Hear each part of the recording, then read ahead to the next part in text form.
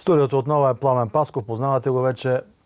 Това е поредицата за лъжите във българската история. Днес следват тази част, която говорим за траките. Какво за тях? Траките са едно от, може би, най-интересните неща, които са предмет на обсъждане в българската история. Има вече цяла наука – тракология. Но за да разберем какъв е проблема и що за лъжа има тук по отношение на българите, предлагам да видим първия слайд, за да могат да станат ясни изначално няколко много важни неща. Да, именно този.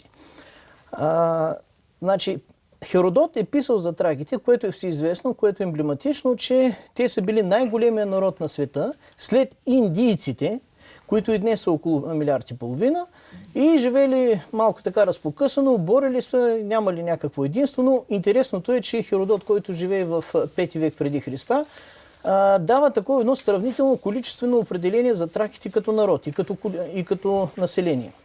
Щом 5 век преди Христа този народ, Херодот, който е роден в Халикарнас, а по-късно е живял в Абдера. Абдера е на Беломорското крайбрежие в Гърция, което означава в пряко съседство с така разглежданите от него траки, за мен с кавички, значи той има представа и от едното, и от другото. Как изчезва един голям народ, как той се смила, как той се асимилира, как той променя език, писменост, култура и възможно ли е това изобщо. Значи, както виждате, на този слайд става дума за нещо много интересно. Става дума за периода, който се разглежда като периода на траките от 15 век преди Христа до 6 век след Христа. Това са, виждате, 21 века. Немалък период. Територията, която заемат, е била огромна. Тук е оказана, както виждате, днешните държави България, Румъния, Молдова, Македония, голяма част от Турция, Анадол и така нататък до Карпатите. Тоест, това е гигантска територия.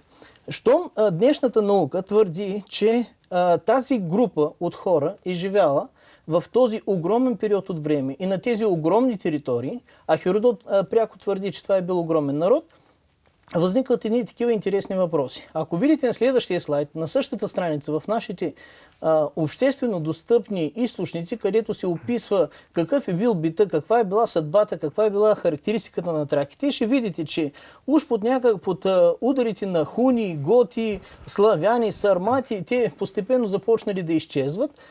Настъпил процес на, видите ли, славянизация, после настъпил процес на християнизация и накрая настъпил процес на румеизация, като междувременно настъпил процес, видите ли, на елинизация.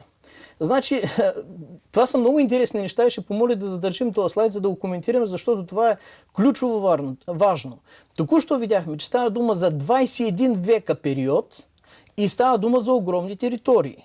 Като тия огромни територии, веднъж Херодот в 5 век преди Христа, още веднъж повтарям, защото това е наистина много важно, ги определя като втория народ по света по числено след индийците и в същото време тук става дума за някакви, видите ли, елинизации. Да речем, че Херодот нещо се объркал. Да речем, че така му се е сторило тогава. Човек е имал проблеми с математиката или някой го е подвел, някой го е дезинформирал. Никога не може да ги изключим тези неща. Но ако погледнем дори и днес какво е останало като наследство на нашата окастрена от всички страни от към народностни землища България, според различните изследователи имаме от 10 до 60 хиляди така наречени тракийски могили.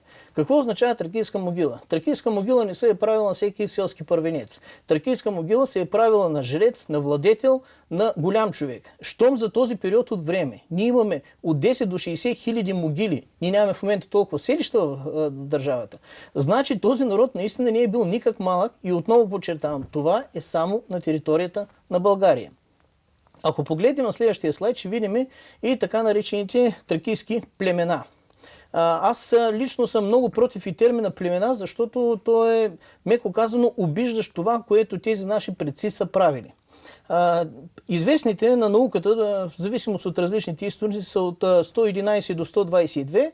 Нарочно просто показвам, за да се види какво огромно множество от хора е било това от племена с териториите им. Разбирам, че хората не могат да го прочитат, но специално сме оголемили като текст именно тези от тях, които ще бъдат разгледани в ограниченото ни време днес. Защото това ще бъдат знаковите документи, които ще докажат пряката връзка между тези хора и между нас, днешните българи. Ако погледнем на следващия слайд, ще видите и как доказваме тезата си. Тоест, това не са някакви умозрения, така ни се струва, защото така би трябвало да е логично. Това е една малка, но относително такава ярка част, представителна част от извадката от библиографията, която, както виждате, в лявата колона са авторите. В централната колона са изнесени самите трудове, които са цитирани и където са намерени текстовете, които ще видите днес, а в дясната колона съответно е времето, когато е живял самия автор. Веднага искам да направя една оговорка, че времето, което е оказано в дясно, е действително времето на автора, като в същото време някои автори са писали за нас, за така наречените траки и за народите при това, с векове по-късно. Примерно, човека живее 10-11 век, а пише за периоди от време, събития и народи 4-5 век. Това е нормално, това се среща много често и това го има дори и днес като нормална практика. Голяма част от тези наши предци, така наречените траки, са били дори и римски императори, източно-римски императори, в това число Гай Юлий Максимин Тракиец, войнишки император, който е станал император, обаче той нито веднъж не е посетил Рим. Има такива иронии на съдбата. Има и други. Понеже темата започва да става, да го кажем, не толкова скандална, колкото остро гореща и атакува основните постулати, които са изнесени в учебниците по история за децата ни, за студентите, за докторантите по история, които разглеждат тези неща. Тоест, фактически ние крещим царят е гол, а нас се опитват да ни убедят, че това са новите дрехи на царя. Аз предлагам да започнем изложението с една кратка подборка на следващия слайд. Ще видите какво казват няколко от древните автори, за да не става така, че видите ли, ние днес разговаряме и спориме с Пламен Пасков, човек от 21 век, а не с тези, които действително би трябвало да са основата за каквото и да е съждение и написване на какъвто и да е ред в учебниците по история. Виждате какво казва Страбон, виждате какво казва Дион Каси, Херодот, Прокопий, Стефан Византийски. Виждате как става дума за гети, които току-що в списъците с тракийските племена ги имахме. Виждате как става дума за мизи, които също бяха оголемени, одебелени, защото обещах, че днес ще ги разгледаме. И виждате колко често това се преплита с народностите название скити, сармати, и ще видите и с още няколко, които ще последват малко по-нататък. Ако прехвърлиме на следващия слайд, ще видим вече конкретика. Т.е. какво казва Зонара в своя труд, речник. Той направо твърди, че пеонците са българи, а пеонците са, това е така нареченото племе, което е живяло в територията на днешна Македония. Имам предвид Република Македония. И той го пише в прав текст, отдолу го виждате даже и на гръцки. Който не вярва, може да намери самата извадка и в интернет, и в оригинал, както пожелаете. На следващия слайд ще видим какво казва по този въпрос Йоан Цецас в своя труд Алегории. Ето го самия труд. На следващия слайд виждаме оголемения фрагмент, защото него го има и, ако обичате на следващия слайд, пеонците също са българи. Тоест веднъж Зонара, втори път Йоан Цецас и на следващия слайд ще видим извадката, а на последващия, да, точно така подчертано, а на последващия ще видим вече и прекия превод на точно това подчертаното. Щом Йоан Цецас, както виждате, пише, че пеонците са българи в прав текст в своя труд, имаме за втори път потвърждение, че така наречено тракийско племе е българско племе. На следващия слайд ще видим също един труд на един малко известен, до тук даже е много рядко цитиран, автор от 11 век Гило Тосколанус. От тук са поели, както виждате, през земите на българите, които преди това са наричани траки. Тоест, фактически тук имаме абсолютно пряк знак за равенство между траки и българи. Да, автор е от 11 век, но 11 век е преди 1000 години. При 1000 години се предполага и се надяваме, че хората са разполагали с малко по-оригинални документи, имали са малко по-близък поглед до събитията и са имали малко по-никакви, да го кажем, политически пристрастия, защото това трябва да бъде изкривено. Аз не виждам никакъв интерес на Гило Тосколанус да започне да лъже в наша полза по този въпрос. Ако видим обаче и на следващия слайд една много интересна карта, която в интернет има само в черно-бял вариант, точно така, тя се датира от 3-4 век, това е картата на Свети Иероним. но се приема, че това е един късен препис на тази карта от 12 век, а някой даже спорят, че била от 16. На следващия слайд ще видите вече оголемения фрагмент. Картата показва Балканския полуостров и Гърция до Пелопонес, обърната в 90 градуса. И на следващия слайд ще видите точно фрагмента, където е написано Мизия, тук и България. Мизия, Хехия и Вулгария. Значи, коронката, която виждате отгоре, е точно Константинопол. Леко вдясно горе това е пролива на Босфора, а надясно започва самата Гърция с Пелопонес, който в този кадър не се вижда. Вляво се вижда река Дунав, която ще се влива в Черно море. Естествено, картата е стилизирана, защото в тези времена хората не са имали толкова качествени географски познания, както ние в наши дни, но тук с думите не може да се спори. Могат да бъдат тълкувани, но не може да бъде казано, че такова нещо няма. Продължаваме нататък на следващия слайд да видим какво казва Йоан Малала.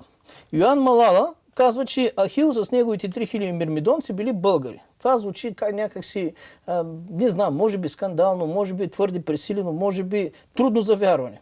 На следващия слайд ще видим самия надпис на Малала на гръцки, същия надпис го има и на латински. Да речем, че Йоан Малала е бил човек разсеян, измислил се, веселяк е бил, може би е прикалил с някакви напитки, когато ги е писал тия неща, шегувал се. Само, че ще ви помоля да видим на следващия слайд какво казва Михаил Аталият, който не е живял по времето на Йоан Малала, който не го е познавал и не го е виждал. Ами той твърди буквално същото. Само, че за затвърждаване на резултата, той пише същото за мирмидонците, като уточнява, че и мизи са българите. Мизи, знаете къде са, това е цялата територия на днешна Северна България, плюс част от територията на днешна Сърбия, защото са били Мизия инфериор, супериор, т.е. горна и долна Мизия. Това е била една достатъчно голяма територия. Значи до тук имаме потвърждаване, както виждате, от тези 112 племена, оголемените до тук съвсем честно, както ви обещахме, ви показваме, че те са били, т.е. древните автори слагат знак за равенство за това, че те са българи. Щом тези автори казват, че те са българи, предлагам да видим на следващия слайд кой още може би е приписвал тях и защо всичките така упорито започват да го твърдят. Да, това е подчертания текст на Йоан Малала, а на следващия слайд ще бъде и увеличен за тези от вас, които знаят гръцки или латински, защото тук го има дублиран. Ако някой каже, че нещо на гръцки човек се объркал, има го същия текст в същите скриптори, написан и на латински. А на следващия слайд ще видим, че Йоан Ехзър, който също не е съвременник на Йоан Малала, твърди практически същото, че Ахила е българин. Йоан Ехзър го твърди това в шестоднева си, което може да бъде видяно на следващия слайд, като даже уточнява, че тесалийците, мирмидонци на Ахил са българи. Верно, Ахил в край на крещата е един такъв митичен герой, ярък герой, Троянската война, всички са чели, знали, гледали са филма. На всеки му се иска някакси Ахил да бъде негов или ако не е Ахил Хектор, ако не е Ахил, защо не е някой друг от великите. Може би има момент на, както някой го наричат, архаизация, може би има моменти на приписване. Всичко това е възможно. Но вие видяхте, че става дума за трима автори, които живеят в различни времена и които живеят в различни места и пишат едно и също. Естествено, най-малкото което е, това следва да бъде изследвано доста сериозно, за да може да се провери. Но мирмидонци, мирмидони, едони, дерони, кикони, мигдони, всичко това са тракийски племена. Тоест съзвучието, поне с 15-20 от показаните в първите слайдове племена, е толкова очевидно, че няма как да бъде заобиколено. Става вече натрапчиво. На следващия слайд ще видим какво казва Магн Аврелий Касиодор, който е живял в 7 век, че отново стар мизийски или илирийски народ. Говори пряко за българите. Мизите, още веднъж повтарям, ако не за 5-6 път, са част от така наречените тракийски племена. А на следващия слайд ще видите, че Енодий Тицийски, който живее в 5-6 век, фактически повтаря абсолютно същото. Кой от кого е приписвал, не знам. Но щом и двамата го пишат и никой не го е опровергал и го пишат в относително различни времена. Един е, пак казвам, е в 5 век, а другия в 6, значи тук трябва да има нещо, което не може да бъде пренебрегвано. На следващия слайд ще видим едно от нещата, на които работната група много силно цени, защото, както един мой приятел казва, доказателствата се измерват не по тяхното количество, а по тяхната сила, по тяхната убедителност и по тяхната еднозначност. Това е Дмитрий Хомутиян. Кратко житие на Охридската легенда. Житието е естествено за Климент Охридски, където се пише, че Мизи е равно на българи. Понеже това е много силно заявление и понеже това, както виждате, не е първо заявление, и нашата религия, нашето кредо, нашето символ веро е казал, показал, доказал. Има документ, има история. Няма документ, няма история. Няма размисли на чашка чай. Ще помоля да покажем на следващите два слайда през 5-10 секунди, за да видят зрителите самия документ. Ето го документа, да, извадката. На следващия слайд ще го видите с цитат, да, с превод. И на последващия слайд ще видите още нещо интересно. Ще видите, че става дума за Панония, Далмация, Тракия, Илирик и Македония и Тесалия. Тоест това са териториите, които са били територии на тези мизи, на тези българи. Щом става дума за владение на такива огромни територии, а Дмитрий Хомутиян живее може би 1000-1200 години по-късно от разглежданото начало на периода на разглеждането на траките като такива, т.е. той живее след периода на така наречените траки, значи той имал работа с документи, работа с информация, работа с сведения, които еднозначно показват устойчивостта на наличието на този знак за равенство Мизи равно на българи. На следващия слайд предлагам да видим какво ще каже Анастасий библиотекар, който е живял в 9 век, но пише, както бях предупредил в началото на изложението, за 4 век. Значи за 4 век той пише нещо, което според мен също е едно от най-силните, най-тежките, най-незаобиколяемите доказателства за това, че ни лъжат и за създаването на българската държава в това число. Българите обединили своето отечество съгласно родственото си право. Щом 4 век българи, а не траки, спомнете си още веднъж, траките са от минус 15 до плюс 6 век, а тук става дума за 4 век и става дума за същите територии. Става дума за родствено право. Родствено право има не новодушъл народ, а народ, който живее в тези земи отдавна, от векове. Стар мизийски, стар илирийски род, казваха предишните хронисти, доколкото, ако сте успели да го видите и да обърнете внимание. Значи, за времето разглеждано като тракийско, за времето разглеждано като за траки, за териториите разглеждани като тракийски и като за траки, се оказва, че живеят от векове и с родствено право огромно количество хора, които тези автори наричат българи и даже оказват, че българите са траки, преди са били наричани траки, мизи, пеонци и виждате нататък какво става. На следващия слайд предлагам да видим какво казва Лъв Дякон. Лъв Дякон, той същото повтаря, т.е. вече няма къде да се крием и излиза, че това трябва да бъде прието, трябва да бъде разгледано и трябва да влиза в учебниците по история. Българи е равно на мизи, като тук става нещо интересно. Самите византийци пишат за мизи, скити и за българи много често като синонимни форми, т.е. слагат знак за равенство между тези определителни названия.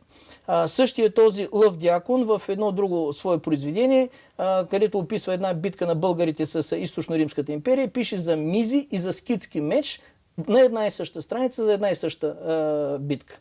Тоест, слага знак за равенство между мизите и нашите, така наречени от него, скитски мечове. Да речем, че Лъв Дякон също нещо, може би се объркал, може би е сгрешил или може би е написал неверни неща. Дайте да видим какво пише на следващия слайд Скилица, пишат Скилица и Кедрин.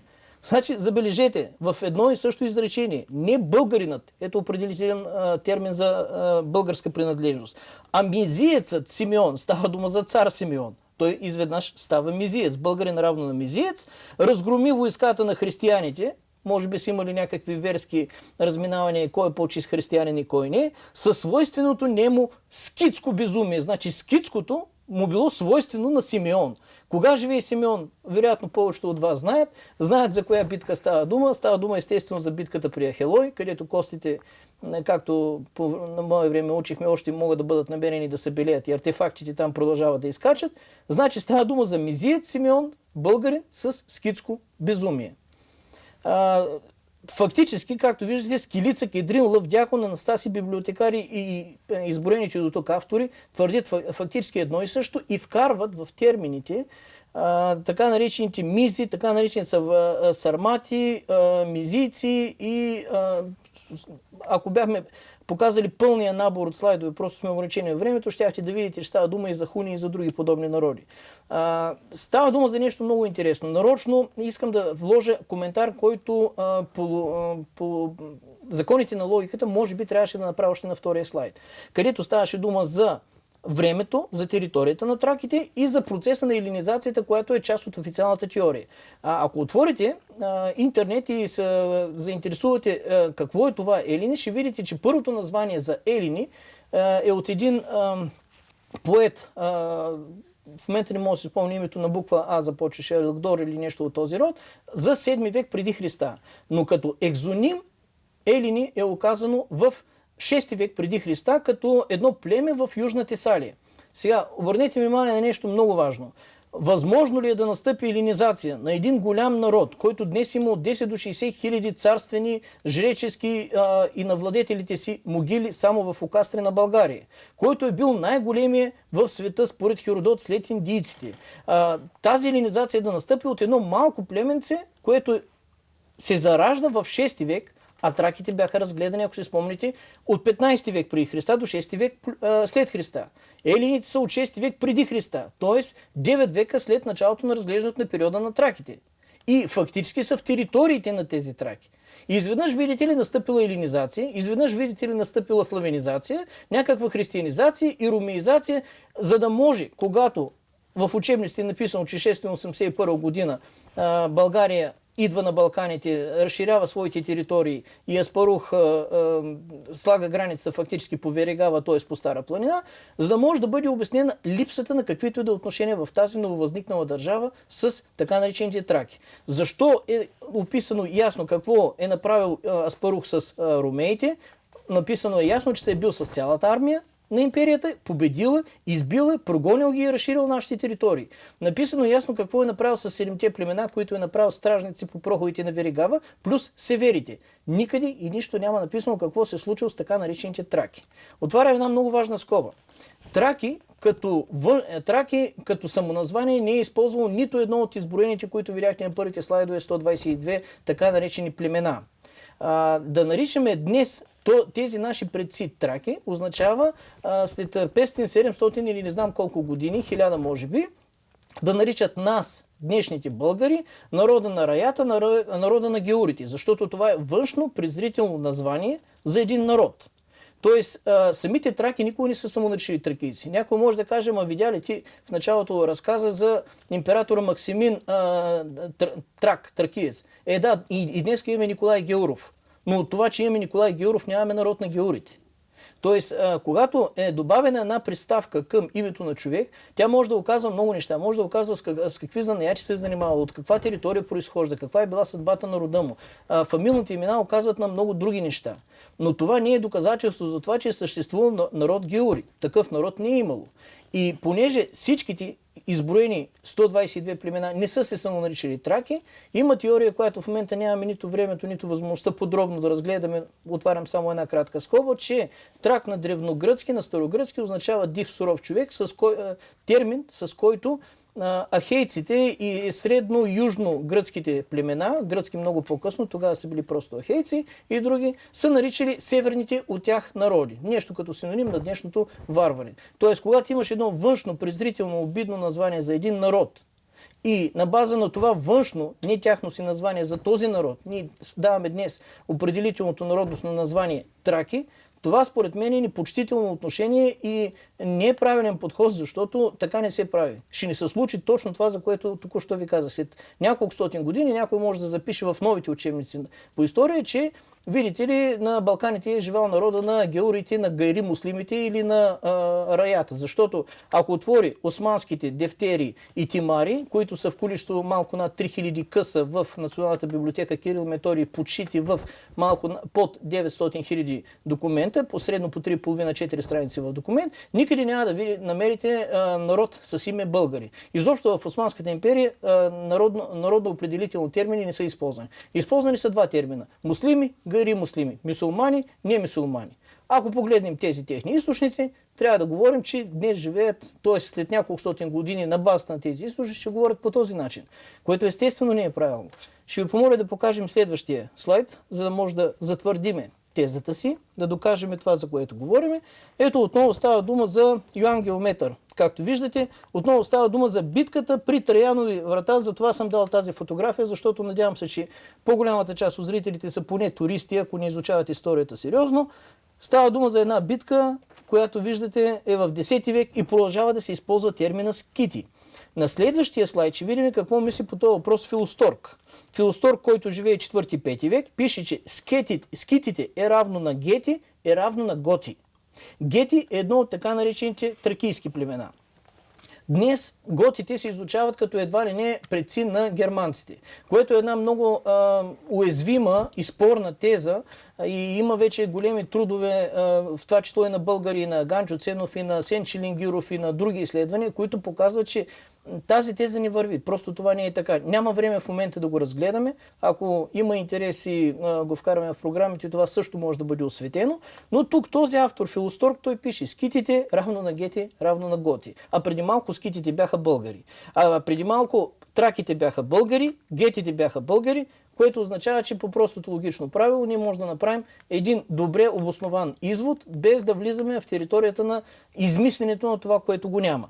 На следващия слайд ще видите какво мисли по въпроса Прокопий Кисарийски. Той пише пряко, че Сармати е равно на гети. Току-що говорихме за гети, току-що говорихме за това, че те са траки, току-що говорихме за равенството. И съответно той уточнява, че в старо време хуните, а хуните е едно голямо събирателно название за различни народи, но затваряме скобата, няма да прекаляваме с времето, преди са били наричани кимерийци. Ще ви помоля да покажа на следващия слайд да видим какво мисли в 15 век Лаоник Халкондил. Той пише, че трибалите са българи. Трибалите също бяха едно от големите тракийски племена, които бяха на първите 2-3 слайда, които ви показахме. На следващия слайд искам да обърнем внимание на нещо много важно, което дори и днес хората, на които просто им е любопитна материята, би трябвало да го видят с просто око, с здрав смисъл и да разберат, че връзката е, слава Богу, е непрекъсвана. В края на миналото предаване коментирахме накратко и подарих тук една книга за българския народен календар. Този народен календар, който е разгледан много внимателно и подробно, съответства на това, което ни е пряко наследство от така наречените траки. Траки, или вече разбираме, че трябва да говорим наистина за българи, ако искаме да не обиждаме своите собствени предци. На следващия слайд ще видим, че това не е изключение и че дори нашите възрожденци, като Георги Сава Раковски, който за съжаление е по-известен само като революционер, а не толкова като изследовател, може би цената му като изследовател е даже по-голяма от чисто революционната му дейност, не бива да се слагат на кантар такива неща, разбира се. Той пише явно, че е белги, белазги, това са българи, а в продължението на тези си трудове той пише, че Бела Белица, отечеството на Александър Македонски, е просто гърците, които не могат да произнасят нормално звука Б, са го писали Импела, Импелица. Тоест, той се занимава с това нещо и ако си спомните или превъртите после през архива на предаването да видите така наречени тракийски племена и техните предшественици, ще видите, че белазгите, белгите също са били старите обитатели на нашите Балкани. Защо се получава това така? Смятам, че тук има един много важен момент, който трябва да бъде разбран дори през призмата на нашето съвремие. И ще ви дам един пример от нашето съвремие, за да може да разберете пряката здравомислеща връзка между тези езикови жонглирания, които неправилно правят нашите днешни историци, с един простичък днешен пример. Ако обичате, покажете на следващия слайд как съседните, днешните народи на Германия наричат самите немци. Вие виждате по колко различни названия техните днешни преки съседи в века на информацията, на интернет, на свръхобмена на информация, тези различни народи, холандци, французи, италианци, унгарци, датчани и поляци, наричат немците. А самите немци, както вие много добре знаете, или огромната част от хората, надявам се, знаят, се самонаричат дойчен. Тоест, дойчовците, дойчен, не се самонаричат нито дуйцер, нито алемани, нито тедески, нито по другите названия.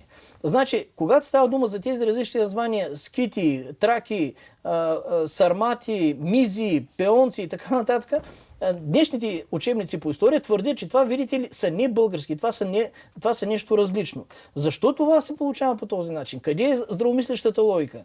Дори за самите траки ще видите, че един вид около няколко хиляди години назад, те са нещо като пришълци също на Балканите. Не знам защо нашите историци много обичат дошлячеството, пришълците, преместването, великото преселение на народите като някаква теза, която от ден на ден започва да става все по-уязвима и няма никакви твърди доказателства.